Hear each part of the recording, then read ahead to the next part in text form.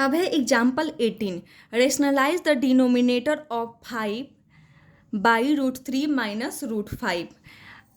Rationalisation में हम ये ध्यान रखते हैं कि सिर्फ डिनोमिनेटर ही रेशनल होना चाहिए। न्यूमरेटर रेशनल हो ना हो उससे हमें कोई फ़र्क नहीं पड़ता है, हमें सिर्फ क्या देखना रहता है कि हमारा डिनोमिनेटर बस रेशनल आ जाए। तो हमें एक नंबर गिवन है 5/√3 माइनस रूट 5, है ना। हम देख रहे हैं कि इस नंबर का जो डिनोमिनेटर है वो क्या है, एक इरेशनल नंबर है ना। तो हम जानते थे ना कि अगर a प्लस बी के फॉर्म में कोई नंबर है, चलो a प्लस रूट बी के फॉर्म में कोई एक नंबर हमें गिवन है, इसका रेशनलाइजिंग फैक्टर अगर हमें चाहिए तो क्या हो जाएगा, √a माइनस √b हो जाएगा, है ना। जैसे हमने पीछे देखा था कि a प्लस रूट बी का रेशनलाइजिंग फैक्टर क्या हो गया था, a माइनस √b हो गया था, है ना। वैसे ही √a प्लस √b का रेशनलाइजिंग फैक्टर क्या हो जाएगा, √a माइनस √b, क्योंकि इन दोनों नंबर को मल्टीप्लाई करेंगे तो हमारा प्रोडक्ट जो आएगा वो क्या होगा, एक रेशनल नंबर होगा। इन दोनों को भी मल्टीप्लाई करेंगे तो हमारा जो प्रोडक्ट आएगा वो एक रेशनल नंबर होगा। इट मीन्स कि ये दोनों क्या हैं, एक दूसरे के रेशनलाइजिंग फैक्टर हैं। जैसे √a माइनस √b का रेशनलाइजिंग फैक्टर क्या हो जाएगा, √a प्लस √b। वैसे ही अगर हम बोले कि a माइनस √b का रेशनलाइजिंग फैक्टर बैठिए तो क्या हो जाएगा, a plus √b। It means कि ये दोनों क्या है, रेशनलाइजिंग फैक्टर है एक दूसरे के, इनका प्रोडक्ट क्या आ रहा है, एक रेशनल नंबर आ रहा है। और रेशनलाइजिंग फैक्टर उसे ही बोलते हैं कि अगर दो इरेशनल नंबर का प्रोडक्ट अगर रेशनल आ रहा है, इट मीन्स कि ये दोनों एक दूसरे के रेशनलाइजिंग फैक्टर है।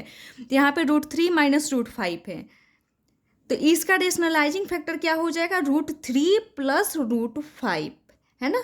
√a माइनस √b का रेशनलाइजिंग फैक्टर क्या हो जाता है, √a प्लस √b। तो रेशनलाइजेशन क्या होता है, रेशनलाइजेशन एक प्रोसेस होता है जिसमें हम क्या करते हैं, गिवन नंबर के डिनोमिनेटर के रेशनलाइजिंग फैक्टर से न्यूमरेटर एंड डिनोमिनेटर दोनों से ही मल्टीप्लाई करते हैं, जिससे क्या होता है कि वो नंबर अपने इक्विवेलेंट नंबर में कन्वर्ट हो जाता है, जिसका डिनोमिनेटर क्या होता है, एक रेशनल नंबर होता है।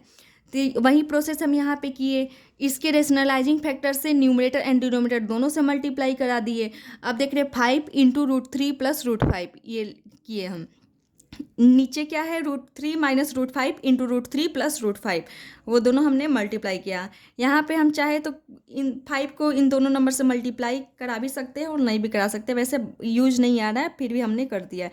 जैसे 5 into √3 5√3 plus 5 into √5 that is 5√5।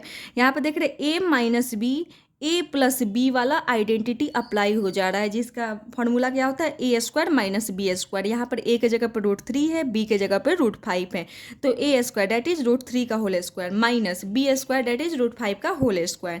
तो ये क्या आ गया, 5 √3 प्लस 5√5, √3 का स्क्वायर दैट इज 3 माइनस √5 का होल स्क्वायर दैट इज 5। अब यहाँ पे देख रहे हैं इसका कोई यूज नहीं आ रहा है, क्योंकि यहाँ पे डिनोमिनेटर क्या आ जा रहा है, -2 और 5 कोई यूज दिख नहीं रहा है। तो हम क्या करेंगे, फिर से 5 वही वाला 5 इन दोनों में से कॉमन निकाल देंगे तो बच जाएगा √3 प्लस 5।